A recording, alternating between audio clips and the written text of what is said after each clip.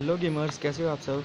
आप सबके लिए लाया हूँ मैं आज नाम है ये तो सिर्फ एक मैप का ही नाम है, लेकिन इस मैप का जो डिजाइन या फिर जो ब्लूप्रिंट है वो लिया गया है एक रशियन आइलैंड से, जो कि आपको ब्लैक सी में मिल जाएगा। ये जो आइलैंड है ये रशिया से बहुत ज्यादा करीब है और ये अभी भी मौजूद है। लेकिन फर्क इतना है कि एक टाइम तो यहाँ पर चहल पहल रहती थी, लेकिन अब यहाँ पर सन्नाटा है। और इसका रीजन ये है कि यहाँ पर कोई रहता ही नहीं है। और इस बात का अंदाजा आप यहाँ की टूटी हुई बाउंड्री, खराब पड़े हुए व्हीकल, पावर हाउस की टूटी हुई छत और टूटे हुए शैक से आप बहुत अच्छे से लगा सकते हो। अब यार एक टाइम ऐसा था जब इस आइलैंड पे मिलिट्री रहा करती थी और साथ ही साथ यहाँ पर एक टाउन था जहाँ पर अच्छी खासी पॉपुलेशन थी। तो आखिर ऐसा इस आइलैंड पे क्या हो गया कि ये पूरी तरीके से वीरान हो गया। अब इस कहानी की शुरुआत होती है 1950 के अराउंड, जब वर्ल्ड वॉर 2 खत्म हुआ था और इस आइलैंड पे सोवियत फोर्सेस का लगभग कब्जा ही था।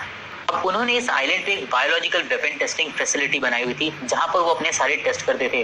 और जो टेस्ट करते थे वो यहाँ पर रहने वाले लोगों के ऊपर करते थे। और जब ये बात टाउन में रहने वाले लोगों को पता चली तो वो पूरी तरीके से डर गए और उन्होंने ये डिसाइड करा कि वो इसके अगेंस्ट प्रोटेस्ट करेंगे, क्योंकि ये सब जो चीजें हो रही थी ये उनकी ह्यूमन राइट के अगेंस्ट हो रही थी। अब उन्होंने जैसा सोचा उन्होंने वैसे ही करा। उन्होंने एक प्रोटेस्ट स्टार्ट करा इस पूरी फैसिलिटी के अगेंस्ट।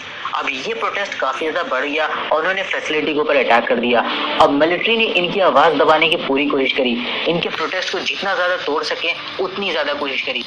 उन्होंने यहाँ पर इलेक्ट्रिक फेंसेस लगा दिए ताकि वो लोगों को आगे बढ़ने से रोक सकें, उनको रिस्ट्रिक्ट कर दें, उनकी आवाज को दबा दें, उनके प्रोटेस्ट को खत्म कर दें।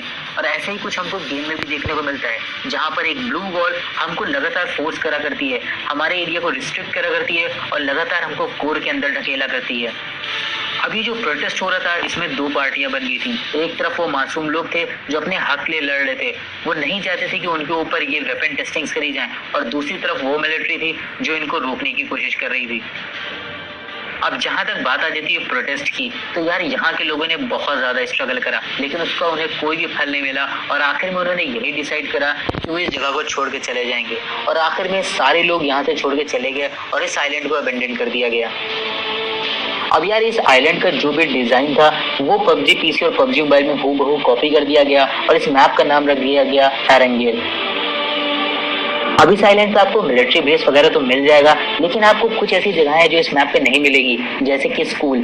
क्योंकि स्कूल का जो कॉन्सेप्ट है वो किसी और सिटी से लिया गया है और इस सिटी का नाम है यार प्रिपेयर्ड। और ये सिटी भी पूरी तरीके से बर्बाद हो चुका है क्योंकि यहाँ पर एक न्यूक्लियर एक्सीडेंट हुआ था। अब अगर बात करें प्रिपेयर्ड की, तो यहाँ पर लगभग 50,000 के आसपास लोग रहते थे, लेकिन यहाँ पर एक न्यूक्लियर प्लांट था जिसमें कुछ एक्सीडेंट हुआ, जिसकी वजह से यहाँ का जो रेडिएशन लेवल था वो बहुत ज्यादा हाई हो गया और यहाँ के लोगों को ये शहर छोड़ के जाना पड़ गया। अब जो स्कूल आप पबजी मोबाइल में देखते हो वो असल में इस शहर में मौजूद है और उसके मैं कुछ इमेजेस आपको इस टाइम यहाँ पर दिखा रहा हूँ। अब अगर हम लोग वापस स्टोरी पे आए तो एक दो क्वेश्चन है जिसके आंसर देना बहुत ज्यादा जरूरी है।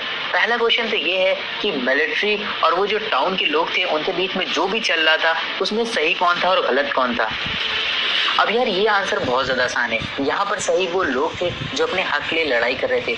उन्हें मिलिट्री या मिलिट्री कैंप से कोई परेशानी नहीं थी, उनको परेशानी उस बायोलॉजिकल टेस्टिंग से थी जो उन्हीं के लोगों पे करे जा रहे थे। और आने वाले फ्यूचर में ये जो वेपन थे ये उन्हीं के लिए ही परेशानी बनने वाले थे।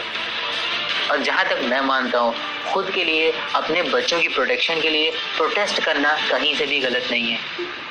तो अब आप लोग मुझसे क्वेश्चन ये पूछ सकते हो कि आखिर इस मैप पे हमारा रोल क्या है? क्या हम वो मिलिट्री वाले हैं जो सिविलियंस को दबाने की कोशिश कर रहे हैं, या फिर हम वो सिविलियंस हैं जो अपने हक के लिए आवाज उठा रहे हैं? तो भाई अगर मैं अपने हिसाब से आंसर दूं आपको, तो हम इन दोनों में से ही कोई नहीं है। अब उसका रीजन ये है कि इस मैप पे कोई नहीं रहता। वहीं अगर बात करें मिरामार की, तो वहां पर कुछ प्रिजनर्स बच गए थे जो आज अपने सर्वाइवल के लिए लड़ रहे हैं। लेकिन अगर बात करें एरेंगेल की, तो यहाँ पर कोई नहीं रहता मेरे भाई, की जगह पूरी तरीके से खाली हो चुकी है। तो अगर यहाँ पर हम लोग कुछ स्टोरीज या फिर मूवीज के कॉन्सेप्ट लगाएं, तो यार जब कोई जगह खाली हो जाती है तो वहां पर इलीगल एक्टिविटीज शुरू हो जाती हैं। और आपने कई सारी मूवीज में ऐसे गेम्स देखे होंगे जहां पर एक आइलैंड पे लोगों को छोड़ दिया जाता है। उनका एक टारगेट ये होता है कि एक दूसरे को मारो, जो आखिर में बचेगा वही जीत जाएगा, प्राइज मनी उसी का होगा। और वैसे ही कुछ अब एरेंगेल पे हो रहा है, जहां पर हम लोग वो प्लेयर्स हैं जो कि एक दूसरे को मारने के लिए करते हैं, क्योंकि जो आखिर तक बचता है प्राइज उसी का ही होता है।